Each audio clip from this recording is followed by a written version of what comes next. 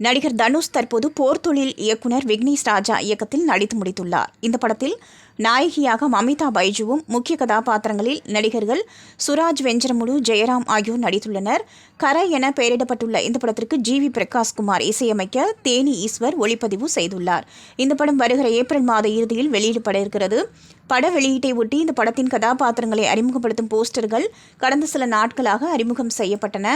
இதில் நடிகர் பிருத்திவி பாண்டியன் முருகேசன் என்ற கதாபாத்திரத்திலும், கே.எஸ். ரவிக்குமார் கந்தசாமி என்ற கதாபாத்திரத்திலும், ஸ்ரீஜா ரவி தனம் என்ற கதாபாத்திரத்திலும், மமிதா பைஜு செல்லி என்ற கதாபாத்திரத்திலும், கருணாஸ் காசிமாயன் என்ற கதாபாத்திரத்திலும், சுராஜ் வெஞ்சரமுலு பரதன் என்ற கதாபாத்திரத்திலும் நடிப்பதை படக்குழு உறுதி செய்துள்ளது. இந்த நிலையில் கர திரைப்படத்தின் முகங்கள் என குறிப்பிட்டு புதிய வீடியோ ஒன்று படக்குழு வெளியிட்டுள்ளது.